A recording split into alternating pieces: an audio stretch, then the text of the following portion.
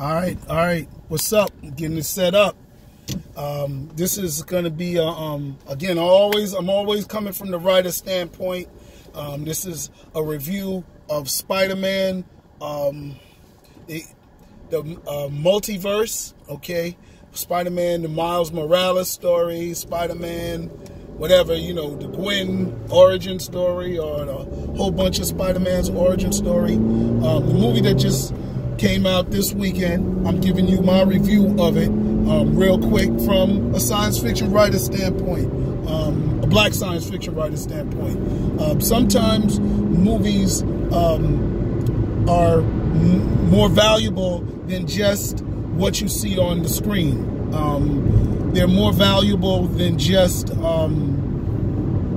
character that the story is about. And I think when I watched this movie last night, I felt that value. I felt that Spider-Man was more than just the best Spider-Man movie of all of the Spider-Man movies. Homecoming being real good, I love the last guy that played Spider-Man. Even though they stole the Miles Morales storyline and almost word for word, scene for scene, I still enjoyed him. That said, my basic feeling of the Spider-Man movie, that it was good, it was great. Is it my best? I'm wondering, it may be 9 or 10 in my best movies of the year. I liked a lot of the movie. I don't know if there's maybe a few things that I may have felt were like pet peeves, and that was, the fact that it was animated to begin with. I felt you got enough money to invest to bring all those people in there and make it actors. But that said, I like Incredibles and I like Shrek, so you can still do animation good. But the blending of it and the artistic of it took some time to get used to. I remember, what movie it was? Very bright movie. I think it was Wreck-It Ralph or Happy Feet. Although it was animation, the style of it became annoying. I'm not thinking. I think it was I don't know if they did a Speed Racer or something like that. It was just, oh my God, it was very bright, and it was hard on my eyes. I think sometimes in this movie it did what Venom did at the end of Venom, Transformers did, and maybe it's an old age thing. Maybe I don't watch enough, play enough video games, but it was sort of hard to determine what was going on, or to enjoy the pictures of it without having to try to enjoy the pictures of it. So that was a challenge in it. However, I love the diversity of it. I love the blending of it, of the different Spider-Man characters. I think what people really like about it so much, when you're talking about hardcore comic book nerds, is, oh, this is the greatest comic book movie ever, and I'm like, guys, we're going to do what we did last year and just omit Get Out and omit Black Panther. And I'm not, because these are black people. I'm not going to say that this isn't comparable to being compared to Black Panther, but I'm going to say you're jumping out of the boat to be saying, oh, this is the hands down best comic book movie ever. What it does is, for people who are not readers of Marvel or DC's prime characters, Superman, Batman, Spider-Man, Captain America, Iron Man, I'm trying to think, like the brands, the Avengers, the X-Men stories, where they have multiverses. For a while, I was saying, stop thinking of Captain America or what do you call it, Iron Man, or who was another one that got changed up in the movies?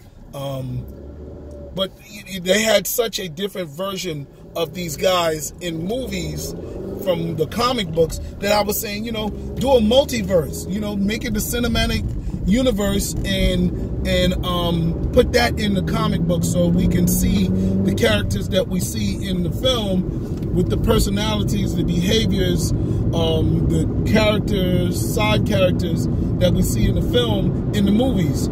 But they never did that. They don't really have a cinematic universe comic book, but they do call it the cinematic universe. And what these comic books do is, you've got about 10 Batman comic books out right now. So if you like Batman and you say, oh, I want to go read Batman, you got to tell us which one you want to read. It's the same thing with X-Men, with the same thing with Dead Defenders, you know, Deadpool. All these guys got about 3 or 4 titles and interpretations. You had Earth 1, you had Earth 2, and I think Spider-Man does more for DC than it does just for Marvel, because it explains multiverses. And I think that was one of the challenges that DC was confronted with. You know, they were trying to do this with the Flash TV show. They were approaching this with this Black Superman. People were, you know, where's Black Superman? And I mean, these are nerds that know good and well where Black Superman came from. You know, it's a multiverse. It's an alternative reality. And in reality, they do come, they go on simultaneous. This is science, and this is the part of science that comic books are leading the way in explaining not astrophysics, but this is astrophysics because it's dealing with anything with the stars, but this quantum physics, where you have alternative time periods, alternative realities, multiverses, time travel, as much as regular sci-fi movies like Interstellar and fun movies like, God, I forgot the one where they come back in time. Kind of any time travel story, they don't get as good as comic books. Comic books are leading the way, and Spider-Man has really shown us. I think of Doctor Strange, Ant-Man. These movie stories are really showing us a different science. Now, all of that, one thing I didn't point out in the beginning was, this was a pet peeve with Spider-Man in my review, is if he's got a Dominican mom and a black father, why is his last name Morales? Why does he have a Latino, Spanish last name? I mean, black people have a whole lot of last names, but if you run into a black man with a last name Morales, he's usually got Latino roots from the Caribbean, Dominican Republic, Puerto Rico, Cuba, any of those places. Now, if not, you have to do a lot of explaining, and I just think that was possibly a oversight because of just the happiness of the creation, the unscrutiny that black stories get, the lack of over-scrutiny. People don't know what to criticize, they just let it ride. So that, to me, was, you know, he should have been Miles Johnson, you know what I'm saying? Or Tito Johnson. Give him a Latino first name and a black last name, you know, Miles Jones, you know what I'm saying? Or something, Miguel Jones. Give him a name that can work with both ways. Anyway, that's just a little observation. Back to the bigger value, and I'm going to wrap up soon. This is the main point that I made the video for, and I wanted to get out there in the universe because I think it's important. I'm a hotep, right? I'm a romantic African black person who say romanticizes about Africa. You know, when we say romanticize, up averages everything about Africa. So you know how in Robin Hood, or you see these period pieces in England, For the people not to really smell bad, to have good teeth, that's a romantic view because it's not realistic. They didn't have those things in England at the time, okay? They were horrible. Many of these stories is pre-Black Plague, so their hygiene was off the charts in terms of deplorable, would be disgusting for us. I feel the same way about Africa. Not that they have bad hygiene or anything like that, but I always average up, always round up. I always say, oh, it was a utopia, and F you if you don't believe it was a utopia. I'll argue that it was, and I'll portray it that it is, okay? We haven't seen enough of Africa to accept variations of it, and until racism is over, we can't really, we don't have time for that. So I'm that type of person. So for me, when I saw the multicultural elements of Spider-Man centered around Miles Morales, I'm definitely a cheerleader of it. But what it also showed was there's room for Gwen, there's room for 2 Peter Parkers, there's room for an Asian Spider-Man, there's room for a pig Spider-Man. What the hell he was doing in there, I don't know. They made it work and people loved the movie, but I think it was something that they may not have needed. And I'll explain that probably in another blog.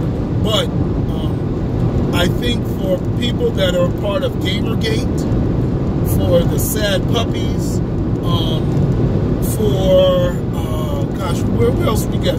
We got pushback in video games. We got pushback from multiculturalism, feminism, or just diversity in all of these different fronts. What's another front? Well, movies. Movies has been getting that since the first black man dying in horror movies became a thing. But for all of those pushbacks, I think Spider-Man deads those pushbacks by displaying a multiverse that all shows that Rosa Parks don't have to sit in the front of your bus. You want to have a racist bus, you can have that.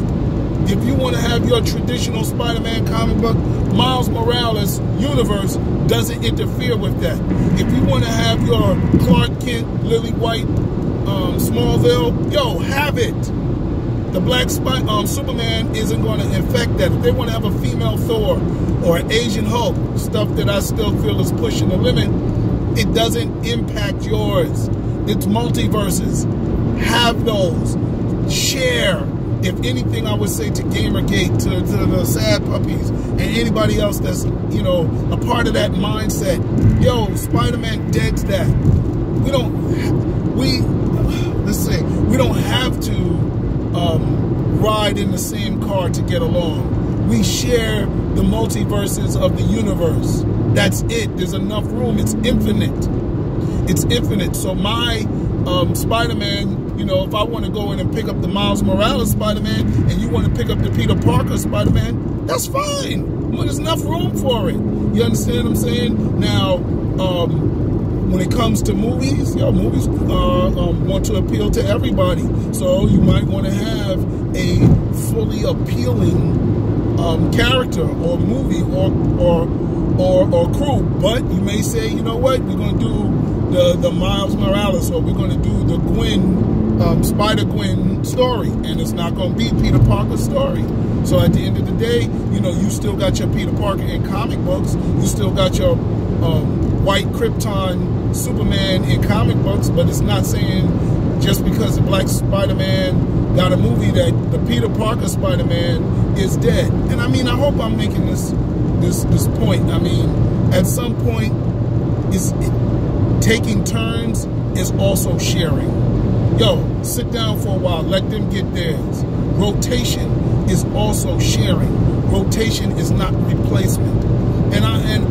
And what I'm saying is also not saying that the white writer world of science fiction and white character world of science fiction isn't right. I'm not saying that. I'm not saying that. But what I'm saying is whatever it is, whatever it becomes, it doesn't have to go away because of a multicultural, gender-balanced universe or portrayal. And I think Spider-Man shows that. So it should dead all of that. All right, I'm out of here. Peace. I'd love to hear what you think. This is just me talking as a writer. Peace.